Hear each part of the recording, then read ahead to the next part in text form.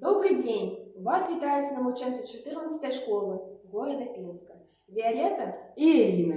Мы паведаем вам пра адзін чароўны прадмет, які быў часцінай жыцця нашых продкаў. У музеі беларускага Палесся прадстаўлена шырокая экспазіцыя прадметаў сялянскага жыцця. Вялікую цікавасць выклікалі размаляваныя сундукі. Сундук асацыюецца з казкай, загадкай, чараўніцтвам. У жыцці нашых продкаў, палешукоў, быў свой сундук – куфар. Ён быў шафай, сейфам, спальным месцам, адыграў важную ролю ў вясельных абрадах.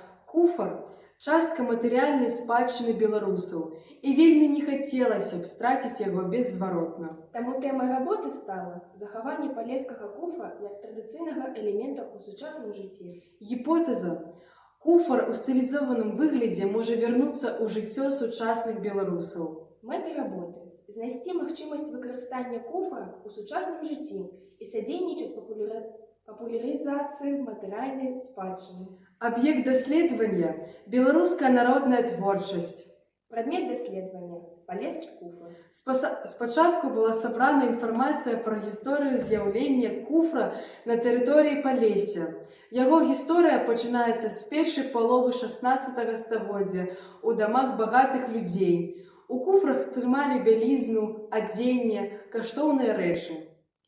У дамах вясковых жыхароў куфры з'явіліся у 19 стагоддзі і існавалі да сярэдзіны 20 стагоддзя. Яны былі асноўным прадметам абстаноўкі сялянскай хаты. Іх наяўнасць сведчыла пра заможнасць гаспадароў. Куфар – удзельнік вясельнага абраду, таму яму належна быць прыбраным, святочным.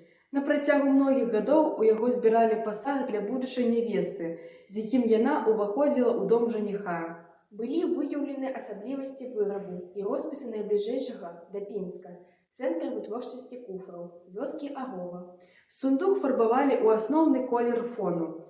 Потым па ўсім перыметры завостраным стрыжнем прамалёўвалі лініі, у якія ўключалі рады дробных хвалістых палосак, фляндравалі. Агоўская роспіс – арнаментальны дэкор з выразным узорам кветкавых матываў у заёмкнай кампазіцыі. Узоры былі перанесены з вышывак гаддзю, вобразную сістэму якіх да таго часу складала да Палессі і неслі язычніцкія сэнсавыя значэнні. Выкарыстанне куфра ў сучасным жыцці і інтэр'еры кватэры праблематычныя. Рэальныя памеры не дазваляюць перанесці куфар літаральна, але памяць пра гэту спадчыну нашых продкаў неабходна захоўваць. Таму было вырашана выкарыстаць дзве асноўныя асаблівасці куфра – месца для захоўвання і роспісы дзеля папулярызацыі народных промыслаў. Асноўныя прыкметы агоўскага роспісу захаваныя пры стылізацыі. Фляндраванне, хвалістыя лініі кайма, пласкасны характар роспісу кветак і лісця. Колеравая гама абмежаваная 5-7 тонамі. Выкарыстоўваючы гэтыя прыкметы, былі распрацаваны некалькі варыянтаў куфраў.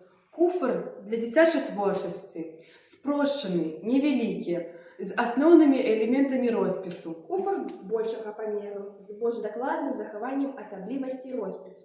Куфар – ёмістасць для захоўвання. З гэтага ўзнікла ідэя перанесці малюнак на папяровы пакет. Таксама з дапамогай фарбаў для тканіны мы распісалі ў стылі агоўскага роспісу сумку-шопер. Як жа можна прымяніць сабраную інфармацыю? Прымяненне сабранага і адаптаванага матэрыялу ідзе ў некалькіх напрамках.